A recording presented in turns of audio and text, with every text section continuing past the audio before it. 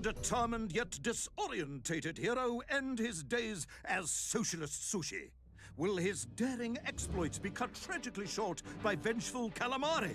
Will the general's wife ever forgive him for missing Ruslan and Lyudmila? And just how many eggs did Pavel steal, and where did he keep them? All of these questions and more may or may not be answered in the next exciting episode of Little Orpheus!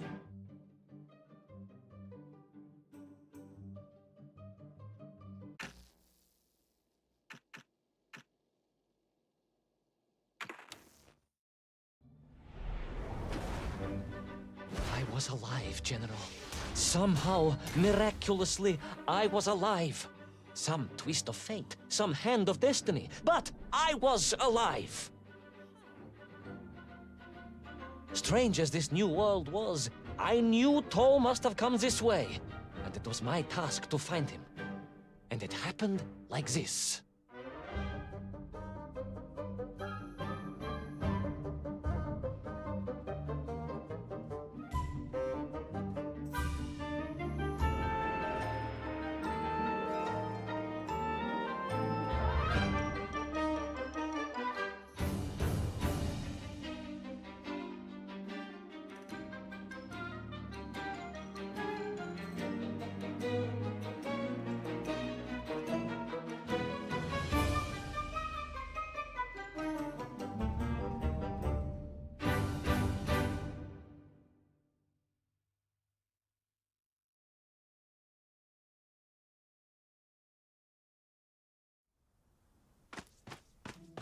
The sun beat down on me relentlessly.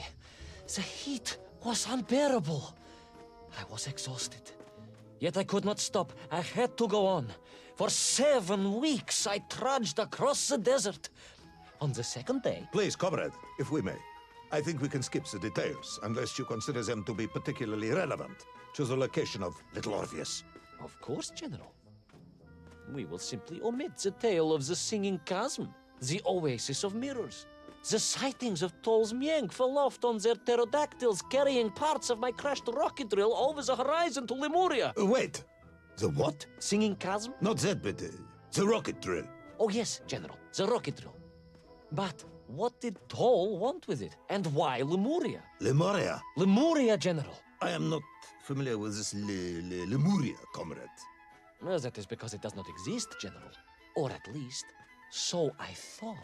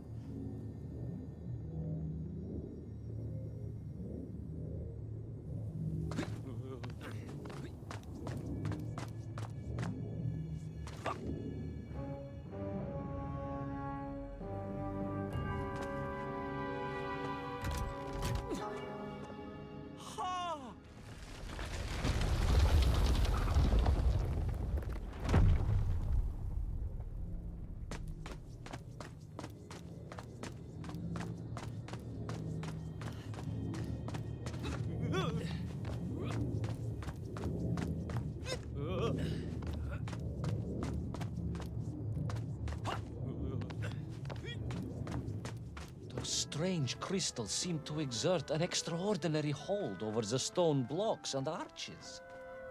When they hummed, the whole city remade itself. Where they were missing, clearly looted by some villainous thief, the city was fallen to ruin. It was like a vast musical instrument, vandalized, and yet still attempting to toot.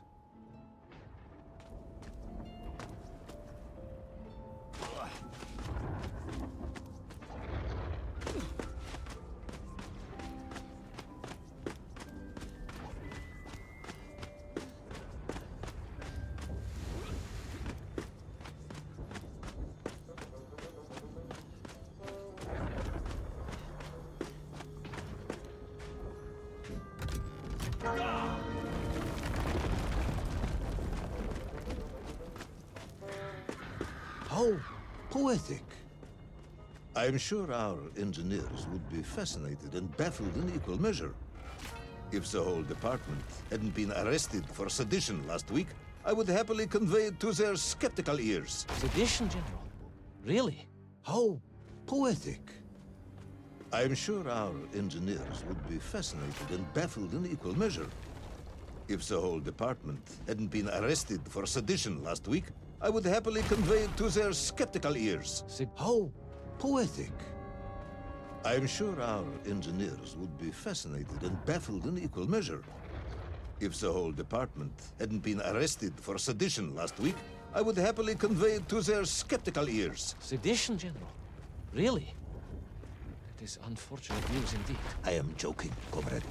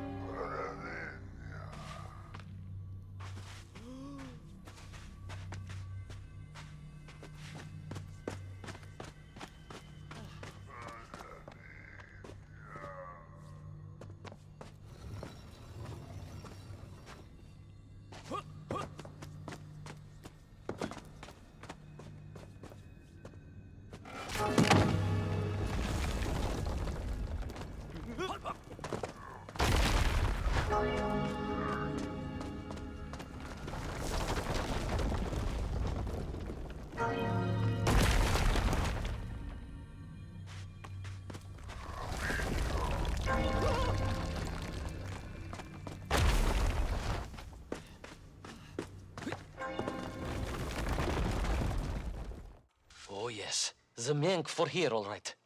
Which meant whatever dastardly scheme Toll had, it was to be enacted on these burning sands. And you will explain this in due course, I imagine. Eminently, General. What you need to know first is this. I have told you already how parts of the devices the enslaved Mienk were forced to wear came from the surface. Radio parts and so on, yes, from what you have told me. Assuming there were plenty of lost ships in the ocean as you claim, for Toll to have dredged up what he needed to assemble them. Aha, good. You are one step ahead of me, General. I said assuming. Of course, assuming. Now, as I gazed in awe at the buildings rising and falling around me, I realized that the other major component of those mind-controlling helmets was crystal. Toll had raided Lemuria for them. He knew the city. He knew the crystals could amplify vibrations and waves, and was using them to boost the signal of the radio parts to exert his control over the Mength, which meant...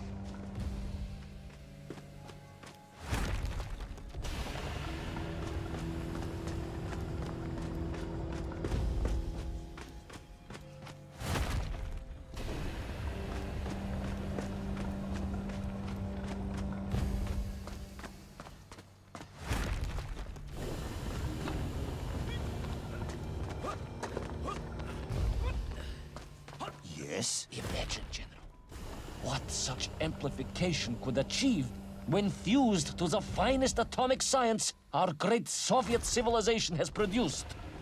Wait. I do not understand. You said Tull was planning on using the bomb to shatter the Earth's crust to return to the surface. A tragic mistake, General. He had not recognized the extent of his mad ambitions. You mean to imply Tull would have attempted to enslave the Russian people? Pah! The will of the Soviet citizen is mighty and strong. To you, perhaps, as a trained warrior, but consider, perhaps instead, a humble son of a toy maker from Tomsk. Ah, yes. Perhaps we have our share of simpletons, after all.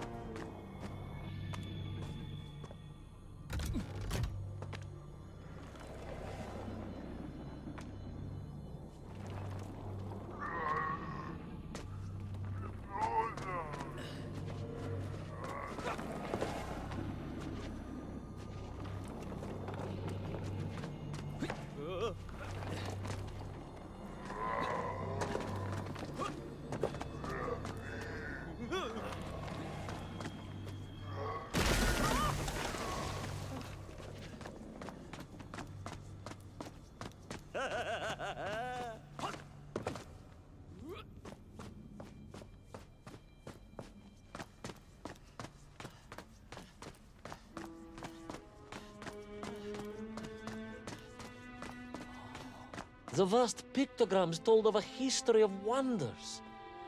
They seem to suggest the Lemurians were travelers from another world, where a mysterious clock seemed to stand. That is very mysterious. As mysterious as the location of little Orpheus, perhaps. Ah, yes, of course, General. I am just getting to that.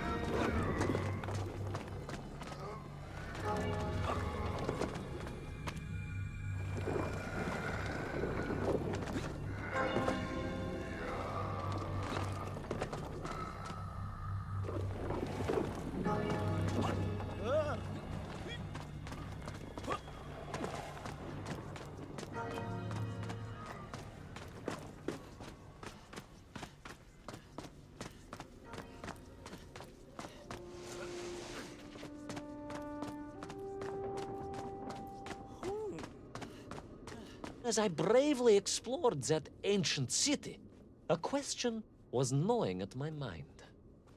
What did it mean that the Lemurians had foreseen the coming of Tol? And who was the man from above that was celebrated as the savior of the Mength? It was almost as if they could read the future in their crystals.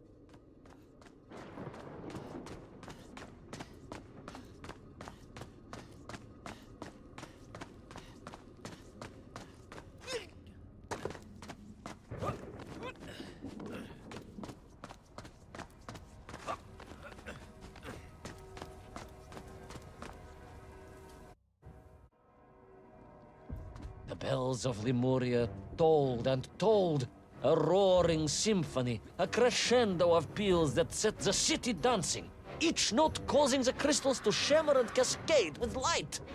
But the sandstorm was no natural phenomenon, and the bells did not ring for celebration. Something was very wrong here. Aside from the pterodactyls and the nymph and the dancing stones and the ancient magical prophecies and the crystals and now the giant bells, you mean? If you don't want me to continue, General, then I can easily just quietly go home. Don't think Chepucha will get you out of this one, comrade.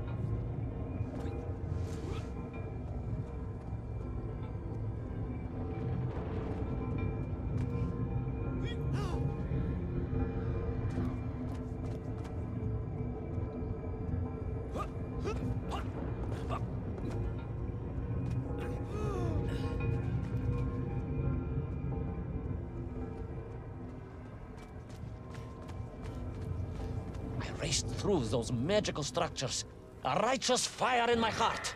I was like the Brinya Nikic, prepared to strike at the dragon who threatened my homeland. Your heroism is only surpassed by your modesty. On the contrary, General, I chose the Brinya carefully. Like him, I am a simple peasant. It was fate that chose me to descend to the Earth's core. It was General Komanin who chose you to descend to the Earth's core. But don't let that get in the way of your story.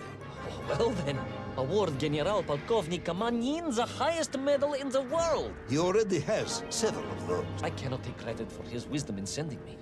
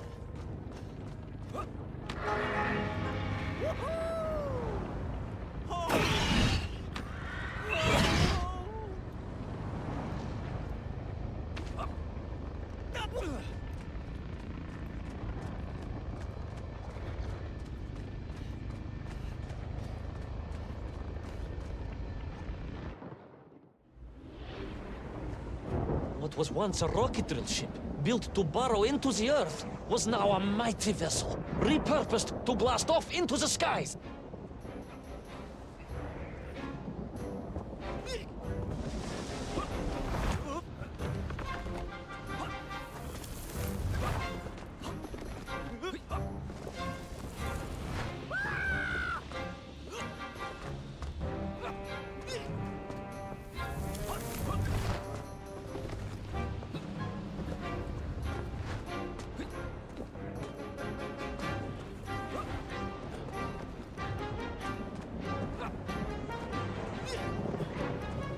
There was no doubt the toll was headed for the strange world with its clock.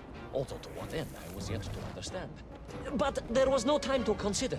No time for questions.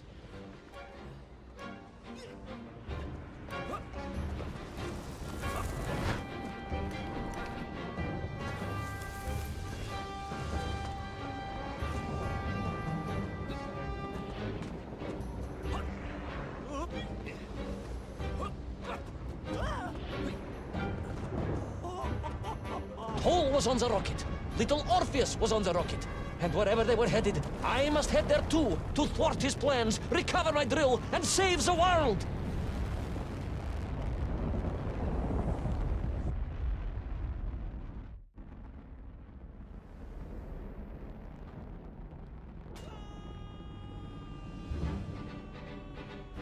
Will our enthusiastic yet disorientated hero be burnt to a cinder by the rocket's engines? Will he be smashed into the rock that surely must be beyond the Lemurian skies? Does Nikolai Petrovich Kamenyan really need any more medals?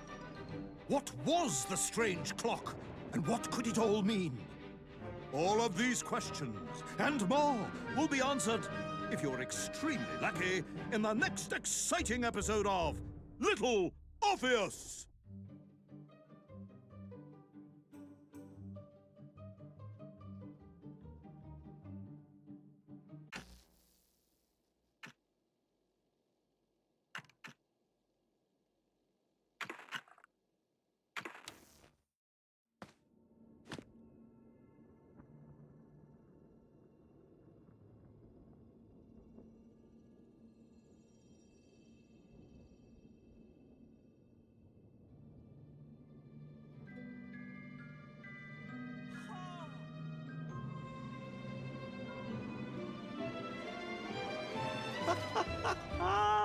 Laika!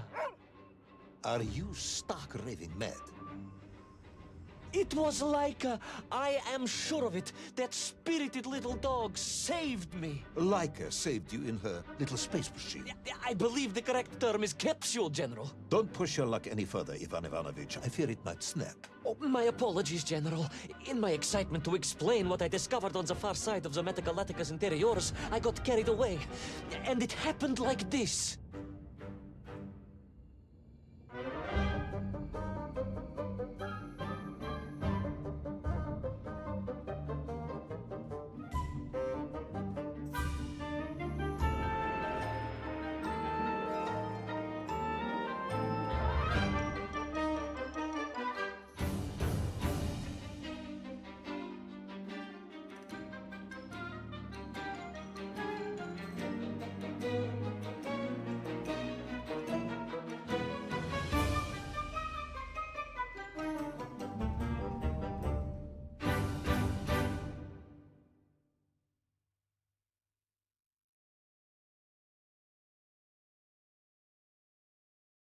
A rocky moon. It's the center of the Earth. The source of all creation, General. A place where time flowed like rivers, and boulders of raw matter rained like comets upon the cratered rock. Another miraculous escape from death. Another happy accident. It was no accident, General. Laika took me there entirely deliberately. I'm sure of that. She continues to be a heroine and a savior and protector of our great nation.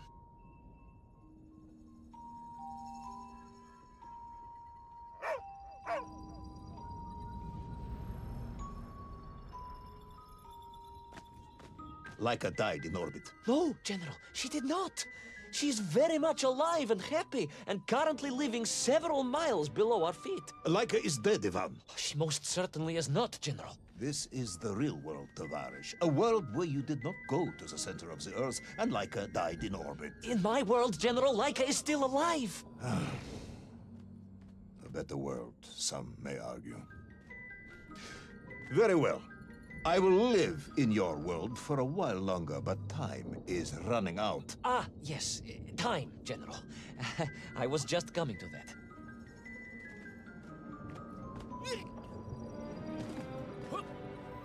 There in the distance it stood, enveloped in a mighty time storm. The world clock, General.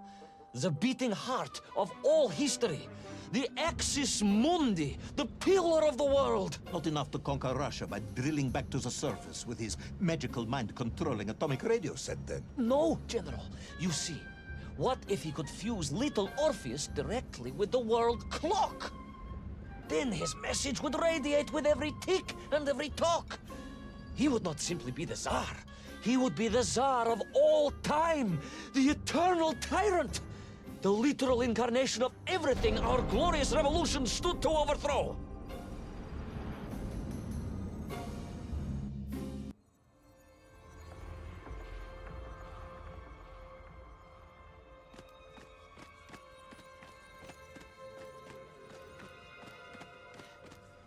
Sonikiv! Uncanny, General. But it was somehow different. I felt no cold. The waves were motionless. Indeed, it was as if I had stepped free of those rivers of time and stood on entirely motionless ground. And there in the distance, What? debris from Tsarya and tall slave mines had washed up here, almost as if I were meant to find it. And there, amongst it, the winking of steel led me to a blasting cap, and a plan began to form.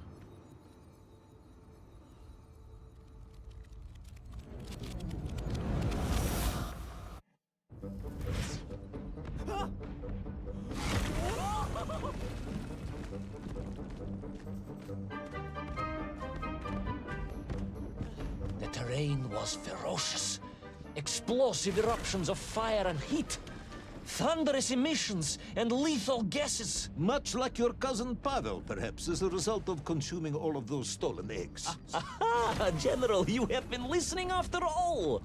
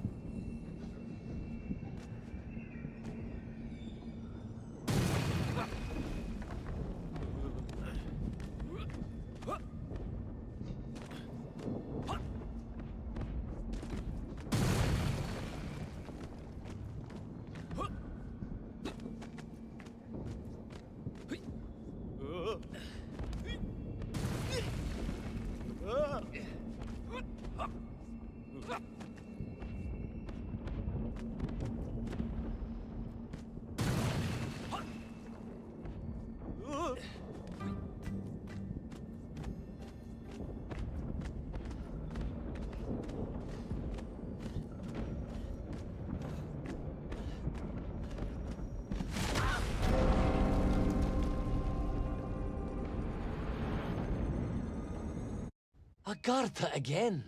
But why? You are stalling, comrade. The clock is ticking. Tick-tock, tick-tock. Of course.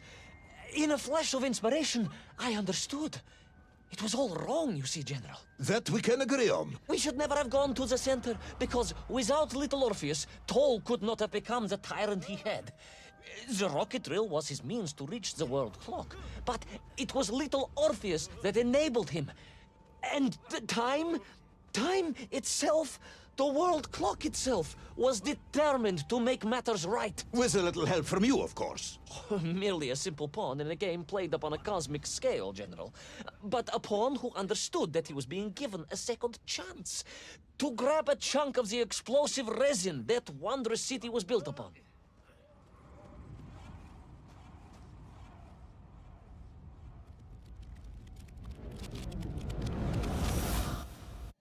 And I was back. The mighty river of time roared past me, carrying the weight of the whole of history with it. Even for you, this is a stretch. Our time is almost up. I have to submit my report within the hour. Time, General. Time was nearly up indeed. That ancient and magical river that carried me along was surely moving inevitably towards some kind of end.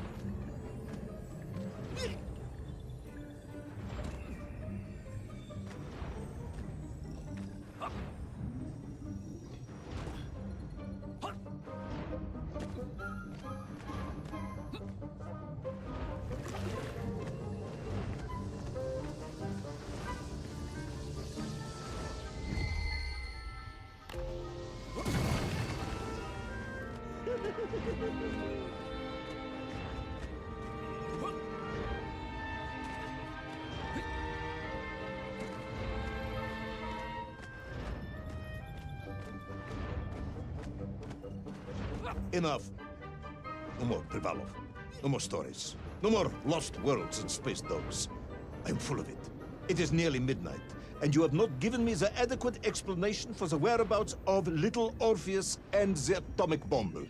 But, General, I am about to tell you what happened when I finally caught up with the villain Toll. I do not care, Tavarish. I simply do not care.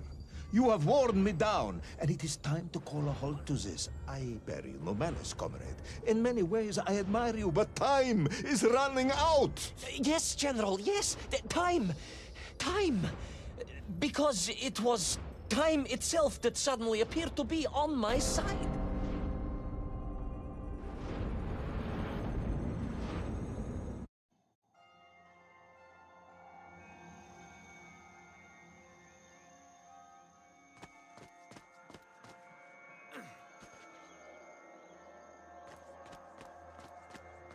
Perhaps the world clock was so impressed with your egg-wearing antics it decided to return you to Plutonia for a second attempt. I would strongly suggest you cut to the chase. The chase, yes. The pursuit of Toll and little Orpheus. I stood there with the resin fragment in one hand and the blasting cap in the other, and then, just like that, a clock began to ring. The world clock? No, General, an alarm clock. My Slava alarm clock, in fact, given to me by Auntie Marsha. The one who married the beef investigator. The very same. And the moment I saw that clock, I knew what I had to do.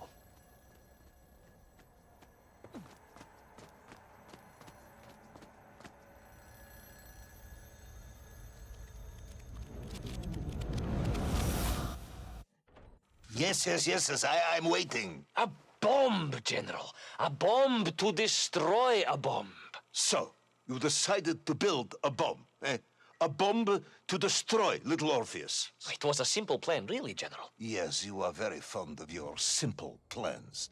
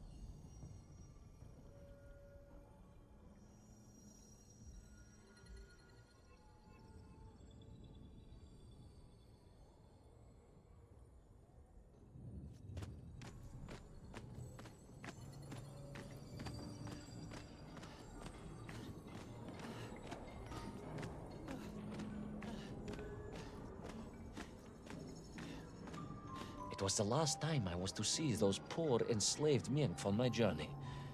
As they scurried in agitation around the base of the rocket drill, now a dreadful weapon of war in the hands of a madman, I was reminded of my mother.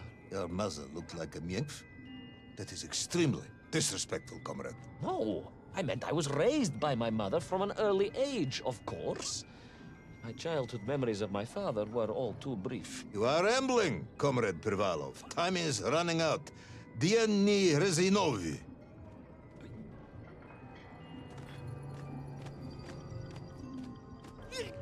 Time will run out for us all, General, will it not? And it ran out for my father on the shores of Volga. Your father fought at Stalingrad? He did, General. So did I. Well, so you see, General. Perhaps we are just the same, you and I. Perhaps we are all just Menkf in the end.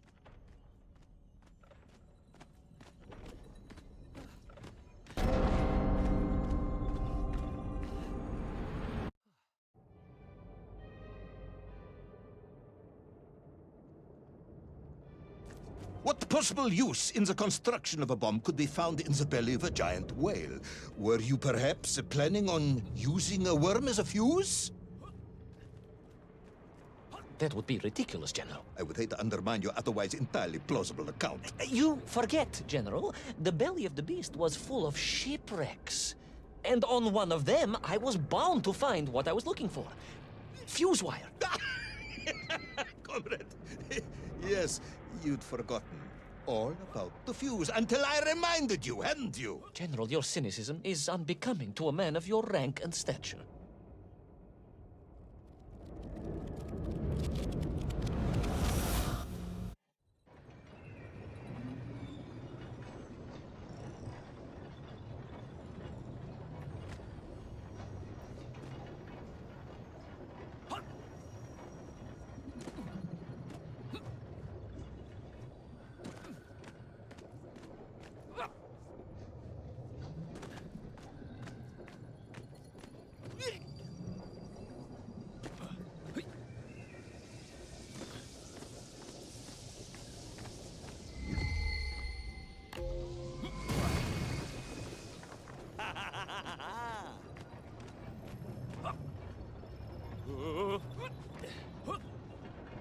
The clock was now ticking, General. Literally.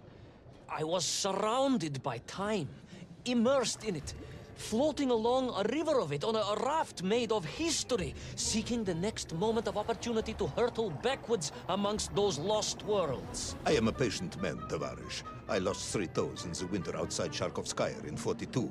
A drunken dentist removed 2 frostbitten toes and 1 perfectly healthy one. You may therefore consider me a man blessed with an uncommon level of endurance for discomfort. I hate visiting the dentist. My Uncle Vanya was...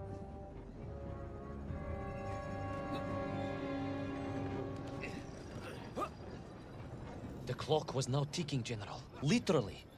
I was surrounded by time, immersed in it, floating along a river of it on a raft made of history, seeking the next moment of opportunity to hurtle backwards amongst those lost worlds. I am a patient man, Tavarish. I lost 3 toes in the winter outside Sharkovskaya in 42.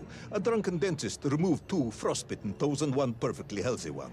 You may therefore consider me a man blessed with an uncommon level of endurance for discomfort. I hate visiting the dentist. My Uncle Vanya was a dentist, and he was a deeply strange man, notwithstanding the love he felt for his pigs. His what?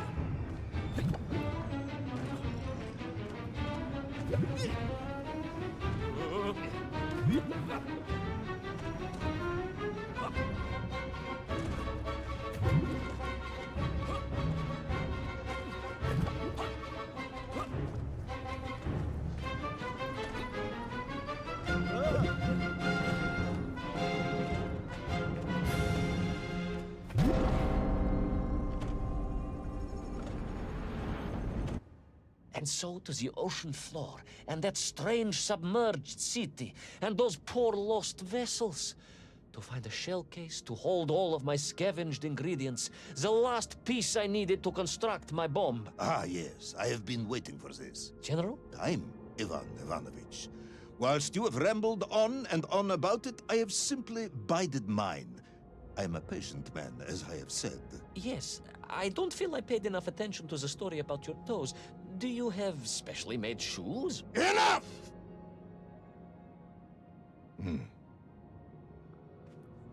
Now I have your full attention. Indulge me, Tavares. Explain to me how you made this bomb. General? Your bomb, comrade, that you so brilliantly constructed to destroy little Orpheus. Tell me how you made it.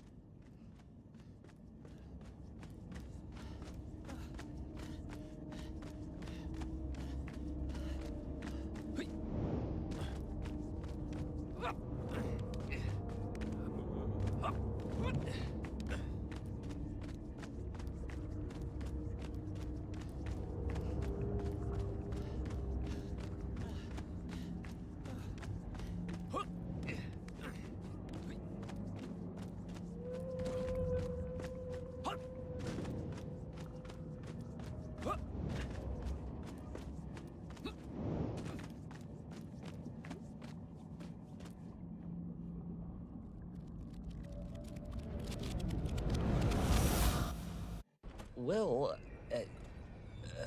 In detail. The type of detail that should present no problem to a man who is actually capable of building a bomb, which I suspect would be an entirely different man to one who cheated on his entrance exams for the cosmonaut program.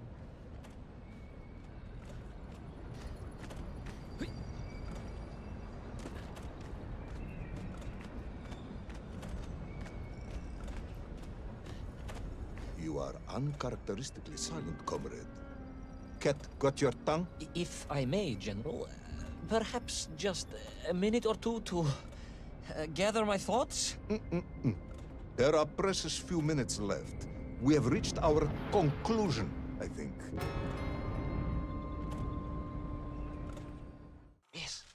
Yes, we have, General.